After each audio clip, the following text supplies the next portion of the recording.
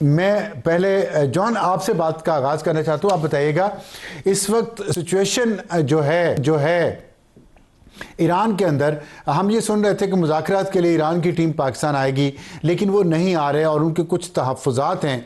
वो तहफ़्फ़ुज़ात जो हैं आपके ख़्याल में क्या हैं, और बल्कि आपके पास ख़बर जो है उसके मुताबिक क्या है, और क्या वो एड्रेस हो पाएंगे? साहब साहब बहुत बहुत शुक्रिया मुझे बुलाने के लिए। देखिए, पाकिस्तान ने फर्स्ट ऑफ ऑल बहुत अच्छा किरदार निभाया है कि वो इस वक्त इन टफ टाइम्स में जंग में पूरी कोशिश कर रहा है कि किसी तरीके से जंग बंद हो। और बहुत अच्छी बात है, मीडिएशन करानी चाहिए। बट मसला यहाँ ईरान से ये आ रहा है, और जिस वजह से ये सक्सेसफुल नहीं हो पा रही निगोसिएशंस, वो ये है कि बिल्कुल 15 नुकात यूएस की तरफ से पाकिस्तान के थ्रू पहुंचाए गए ईरान को, लेकिन ईरान ने उनको मना करके 6 पॉइंट्स अपने जो है वो जो पहले रिफॉर्म कर चुके थे, उन्हीं 6 पॉइंट्स को दोबारा पाकिस्तान के थ्रू भिजवा के अमेरिका को दिए। प्रॉब्लम ये आ रही है कि किसी भी तरीके से ईरानी ट्रस्ट नहीं कर पा रहे हैं अमेरिकन के ऊपर। उसकी वजह यह है कि पहले 2 दफा भी ये काम हो चुका है कि इनके साथ नेगोशिएशंस हुई और उसके दौरान जंग कर दी गई, और इस दफा तो इस हद तक जंग की गई कि यहाँ पे जो सुप्रीम लीडर हैं ईरान के, उनको भी शहीद कर दिया गया।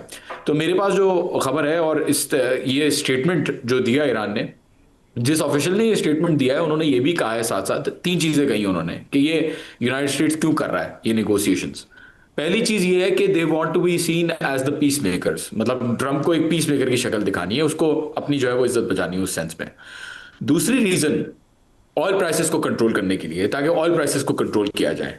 तीसरी रीजन यूनाइटेड स्टेट्स की ये सारी निगोशिएशंस की क्यों है बात, क्योंकि उनको यहाँ पे एक बड़ा हमला करना है। They want to get get in on the ground, और यहाँ पे एक ग्राउंड ऑफेंसिव करना है, जिसके लिए वो प्लान करते हुए आ रहे हैं। और हमें भी 82nd पैरा ट्रूपर्स और दूसरी जो मूवमेंट्स हैं वो हमें नजर आ रही हैं।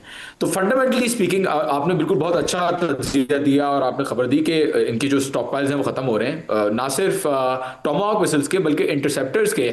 थर्ड इंटरसेप्टर्स 90% जो है वो यूटिलाइज हो चुके हैं ऑलमोस्ट अभी तक, और 1 महीने के अंदर अंदर बाकी भी खत्म हो जाएंगे।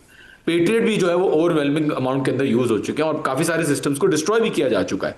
तो बॉइलिंग पॉइंट पे इस वक्त अमेरिका और इसराइल आ गए, उनको कोई ऑफ रैंप नहीं मिल रहा है, and at the same time वो या तो जाहिर सरेंडर क्योंकि नहीं कर सकते, तो वो ग्राउंड ऑफेंसिव मोर लाइकली है कि वो करें। लेकिन ईरान उनके ऊपर बिल्कुल भी भरोसा करने के लिए तैयार ठीक। नहीं, क्योंकि कोई गारंटी नहीं है